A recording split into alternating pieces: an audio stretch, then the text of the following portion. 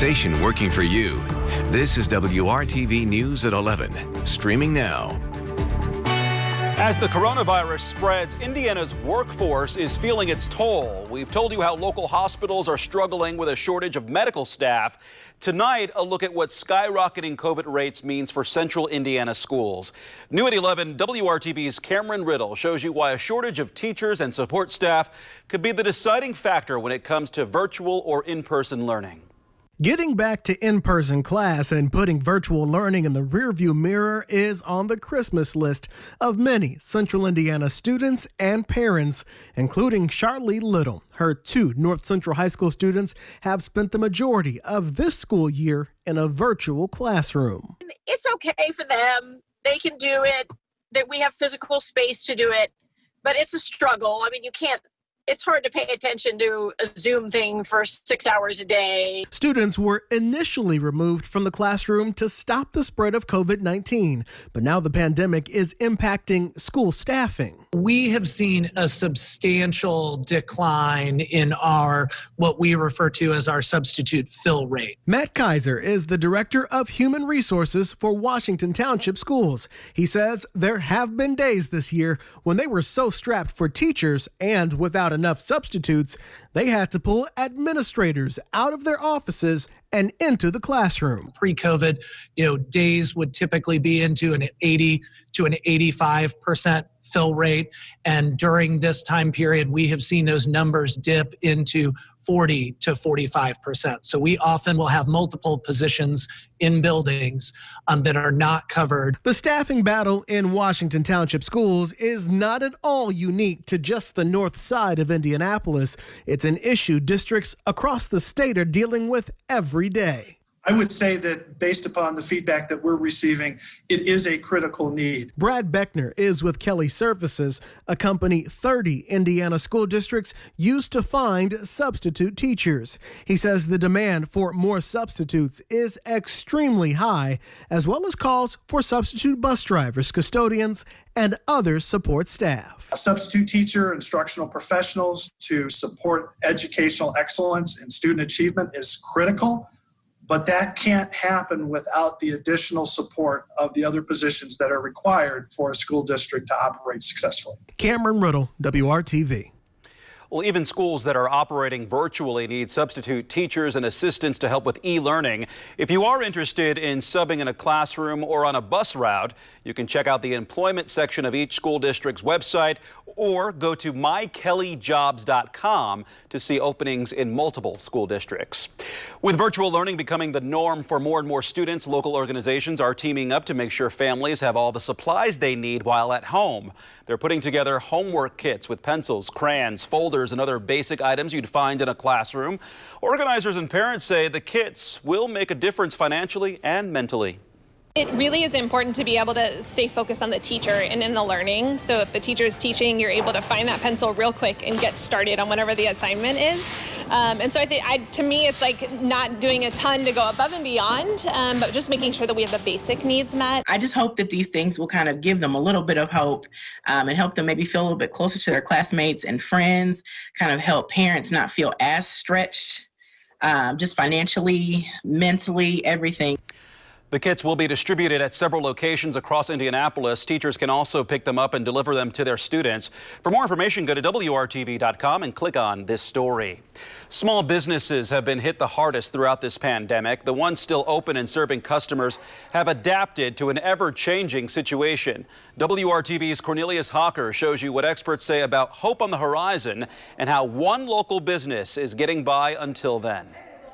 Like a lot of small businesses, the Flying Cupcakes owner Kate Drury is just happy they're able to be open after being closed for around a month and a half. But since reopening in the spring, she's had to navigate the ever-changing and confusing guidelines. That time we were required to wear masks, but other people weren't necessarily. A lot of people were anyway, but some people were choosing not to, and they didn't have to at that time. Kate could not wait on the government to give out guidelines to best keep her employees, customers, and herself safe, so she came up with a plan. We decided to do a setup that would kind of keep them safe and us safe as much as we can by maximizing social distancing. That setup creates at least 6 feet of space between customers and employees, 10 feet at times. You stand behind a table to pick out your cupcakes, and once you pay, they're slid to you in a container. So I don't want them to be put at undue risk for just doing, selling cupcakes. So it's extremely important to me to keep them as safe as I can. Dr. J.D. LaRock with the Network for Teaching Entrepreneurship says what Kate has done is what all businesses should be doing, adapting. We know that those mitigation efforts help limit community spread and thus help keep governments and local governments keep businesses open. Despite good news about distribution of a vaccine, Dr. LaRock says businesses should not see this as a return to normal just yet. Until we have more widespread delivery of the vaccine, small business owners, unfortunately, will probably need to search for additional solutions to help their cause. Kate tells me that's what she's done, found solutions to a problem she never knew she'd face. So how do the customers feel about it? That's amazing. And that's what Kate likes to hear. I love it. Working for you in Carmel, Cornelius Hawker, WRTV. Definitely a sweet story there. Cornelius, thank you. Now to the forecast. WRTV Chief Meteorologist Kevin Gregory joining us now, helping you prepare for the first Friday of December. Kevin? And Mark, if you've been outside recently, you can feel the difference. Cloud cover has temperatures 10 to 15 degrees warmer than 24 hours ago from Indianapolis to the south, and those clouds will help hold in warmer temperatures overnight tonight. Generally, we'll sit around 30 first thing in the morning. It's 39 currently in Indianapolis, 40 in Shelbyville. A little cooler to the north where the cloud cover isn't as pronounced. We did have a few sprinkles kind of fade away here in the last hour in central Indiana. It will be dry in the morning. Temperatures going to work around 30, coming home from work 46 for the high temperature. And the wind tomorrow out of the southwest. That southwest wind brings us a milder afternoon.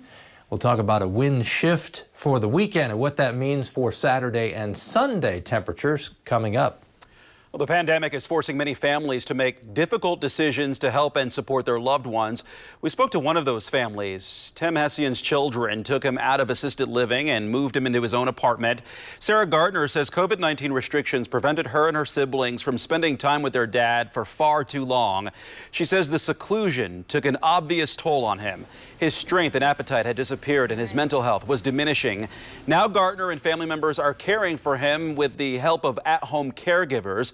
She's grateful they have a large family that can work together and make this happen for her father.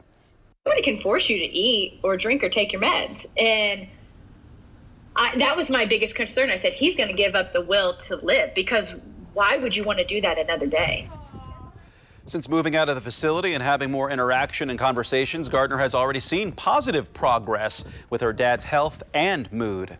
According to the State Department of Health, 3,030 of Indiana's COVID deaths were people in long-term care facilities. That's nearly half of the state's total.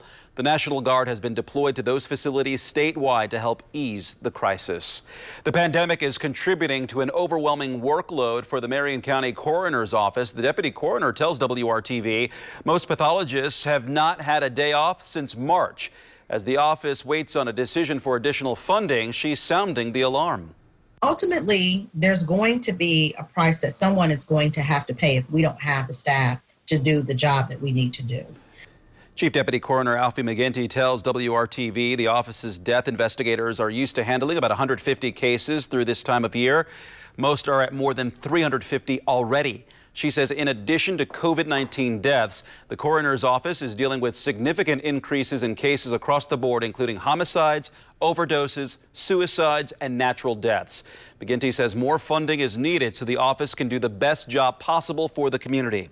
And being able to give a family the time and attention that they need for information related to their loved one. Yeah. It just comes down to being able to be compassionate to the community. A final vote on the funding request is scheduled for Monday. A 74-year-old man is in critical condition at this hour after firefighters rescued him from a burning apartment on the west side of Indianapolis. Crews were called to North Traub Avenue near Washington and Belmont just before 3:30 this afternoon. They found the man unconscious in an upstairs unit. The fire damaged 6 apartments, leaving 6 other people with no place to stay. IFD says 10 other people were reportedly living in one unit without permission. The fire started in that unit. 5G towers are popping up in neighborhoods across Indiana. Residents say it often happens without notice. After several stories on the issue from WRTV Investigates, a state senator is drafting legislation to change that. We found homeowners, homeowner associations, and even cities are very limited in what they can do when it comes to where 5G towers are placed. That's in part because of Senate Bill 213, passed by the state legislature in 2017. The bill authorized a massive rollout of small cell wireless structures all over Indiana. Senator J.D. Ford says lawmakers need to re-examine that legislation.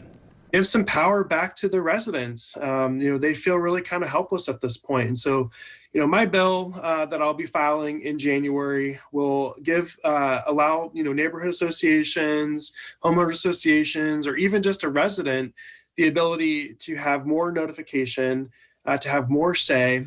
Ford's legislation would also improve the notification process. He says some homeowners don't find out until their own yard is being ripped up.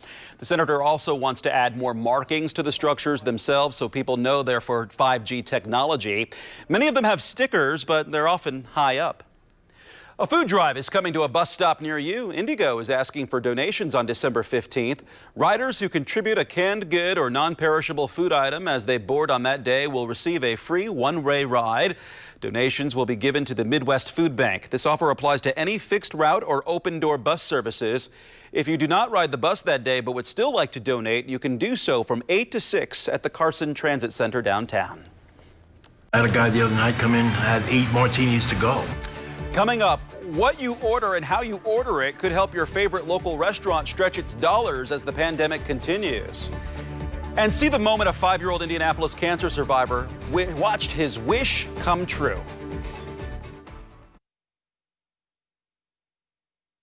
Restaurants are among the small businesses hoping for a holiday season boost in revenue.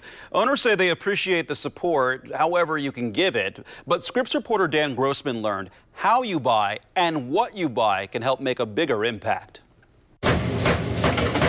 It is difficult to hold on to festivity. I don't know, we just want people to see if they can come and pick up orders then. When the only thing on Alejandro Landa's Christmas list is to ease the concern that has plagued his family's diner since March.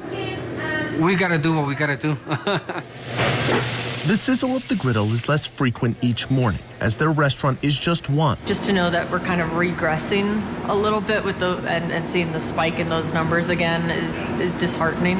One of thousands across the country whose struggle varies in degree, but not in circumstance. When our GM said, we probably won't be able to do dine-in, for close to the rest of the year, we're all like, that's crazy talk. This is gonna go away. And it hasn't gone away. Sierra Tarquini takes the laughs she can these days. The Italian eatery she helps manage has cut staff by half, closed its indoor dining per state regulations, and is now scraping by with to-go orders.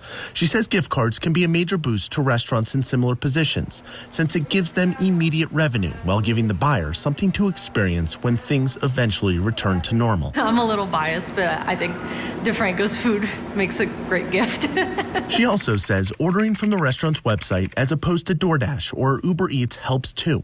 Those companies usually charge the restaurant a fee, and the website might have more items on it. The phone doesn't stop, and that's really helped me. For Ron Robinson, that means craft cocktails from his Italian dinner spot. The margins are better, and it makes up for people who can no longer take a seat at his bar. I had a guy the other night come in, had 8 martinis to go, or they buy bottles of wine to go. So every little bit helps. Martinis aren't on Alejandro's family's menu, so they'll stick to French toast, eggs, and any tips they may kindly receive on their takeout orders. For it quite literally could make the difference in how they survive moving forward. This is all we have right now. It's a family restaurant. It's just my mom, my 2 sisters, and my grandma at home, and it's all we have. So we really need to keep it up because there's no other place to go. I'm Dan Grossman reporting. A 5-year-old Indianapolis boy received his dream gift this afternoon, but not from Santa, from a Make-A-Wish Foundation. After battling cancer, Ari Underwood asked for a pontoon boat. He had no idea he was getting one when his family took him to Geist Marina this afternoon. Ari's dad says the family is grateful to everyone involved in making this wish come true. I can't describe how kind all these people that we don't even know are in doing these things for him. And like I said, I'm a softie. I can cry in a minute, and I'm trying not to. Devin Underwood says his son is cancer-free after being diagnosed with stage 4 neuroblastoma 2 years ago. They can't wait to get out on the water eventually. We are super excited. A little bit cold for boating right now, but it'll be good. It will be a lot of fun. Now, Kevin, that's all up to you. They've got the boat. They just need that good, sunny, warmer weather. But I don't know if that's going to be part of the forecast this week. There's no ice yet. Go for it. Got to look at the bright side. Temperatures will be, yeah, you got it. In at least the next few days, temperatures will be in the 40s. We can look forward to that. Monument Circle looking good tonight. Maybe the holiday lights in your neighborhood also looking good. Lots of cloud cover around, and we had a couple of sprinkles earlier, but nothing of significance, and that's fading away. Here's your boating forecast.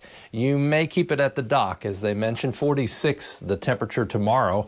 That's our warmest. In the short term, you'll see we'll be close to 50 again within the 7-day forecast. That's coming up.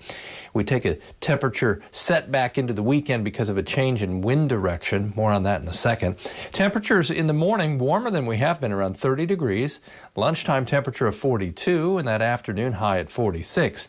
I will let the wind direction just flow here from tomorrow morning all the way into Saturday. Notice how it started southwest, then west, and then north.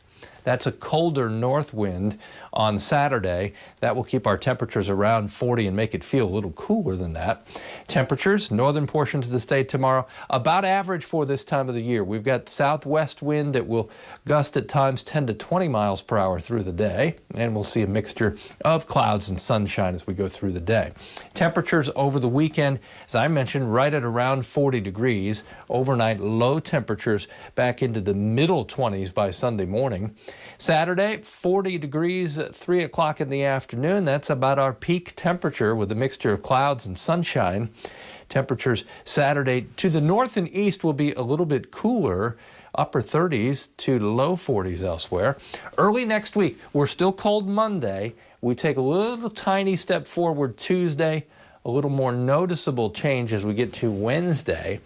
The warmest temperature in the 7-day forecast, that will arrive as we get to the end of next week. Low temperatures coming back into the 30s, high temperature of about 48, and that kind of coincides here with the overall outlook for the month of December, which is favoring above average temperatures. Don't forget, we average almost 7 inches of snow during the month of December. So at some point, it will be winter-like, but at least in the short term, nothing on the horizon like that. Mark? At some point, we'll just enjoy your snowman next to you for now. Hey, donations made to the WRTV Toy Drive will go to kids across central Indiana. We're teaming up with local organizations to help make that happen. And that includes a well-known entrepreneur whose annual gift giveaway will look different this year. The event might end with a checkered flag. Hi, this is Amp Harris, president of Amp Harris Foundation and Amp Harris Productions. My organization puts on an event called the Amp Harris and Friends Puts a Smile on a Child's Face for Christmas toy giveaway, where we adopt over 1,000 inner city kids. This year, I am proud to announce that we will be partnering up with the Indianapolis Motor Speedway to have our official toy giveaway right here at the track. When you talk about what has been going on in the year of 2020, the need has been much greater than any year that I've ever done this before. So to be able to still do this in these trying times is just a matter of giving family hope. And so we want to make sure that people still have a smile on their child's face, those parents that are struggling during these hard economic times. We just want to be here just to release a little stress off of their minds during the holiday. To be able to still have organizations like WRTV6, Indianapolis Motor Speedway, the Indiana Pacers, the Indianapolis Colts, and so many other organizations to say you still have to do this because it is a need. For me to be able to change the format of it, where families now still get an experience because they'll get a chance to really ride around on the Indianapolis Motor Speedway, which, you know, to do something like that, because a lot of these families, they don't have the opportunities to attend the race. So this may be their first and maybe last time, or maybe their first in many a times that they'll come back because they'll be able to experience this. So to be able to do a drive-by at the Indianapolis Motor Speedway, it goes hand in hand. So I'm super excited. We will do it during the day, which is normally done in the evening time, but we'll be able to do it during the day, which will give the families an opportunity to truly experience the greatness of the Indianapolis Motor Speedway. Every child that comes through that line, it touches me in a special way that I don't know, if you have not gone through that, you would not understand it. And being someone who's gone through it and who has lived it, and now I'm in a position to be able to give back, that's why this event is so important. And again, during 2020, with so many people who've been hit hard by COVID-19, we all have to do our part to lift up hope and blessings to support and help others. It does a lot for those families that come through and see so many people smiling, so many people giving them love. You know, we got to do air hugs this year, but those count too. So to be able to bless somebody for as long as I have during the holidays, it's special for me and those that come alongside of me to make this event a success. I want to continue to thank one of my major sponsors, Wrtv, and their continued support to make sure that children all over the state of Indiana are blessed with toys for this Christmas. On Saturday, members of the WRTV team will collect donations outside the Fashion Mall, Castleton Square Mall, Hamilton Town Center, and Greenwood Park Mall. You can also drop off items at U-Store locations across central Indiana. For more information, go to WRTV.com/toydrive.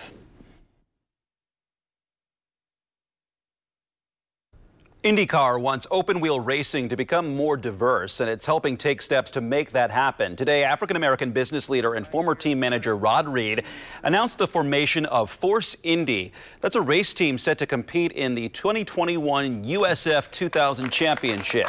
That series is a pipeline for future stars of open-wheel racing. Some reach the IndyCar series. Reed brings an expanded relationship with NXG Youth Motorsports, which has introduced thousands of students from underrepresented communities to open-wheel racing. We always dreamed of having a black enterprise that would be oriented towards people of color. And, you know, I want to be clear, this is not the first time that we've had black ownership in cars or teams. But I think this is one of the first times that we will be able to do something that's sustainable. Team Penske will mentor the new Force Indy team. IndyCar and Indianapolis Motor Speedway say this is part of their Race for Equity and Change initiative.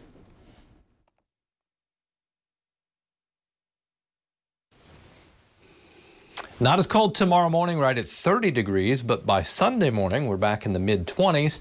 Enjoy some sunshine tomorrow and the warmest temperature of the next 4 or 5 days. Highs in the middle to upper 40s from Indy south. A little cooler than that to the north. There you go, Mark. We'll take it. Thank you. And we leave you now with a view of downtown Indianapolis. Thanks for choosing WRTV News at 11. Good Morning Indiana comes your way at 4:30 tomorrow. Have a good night.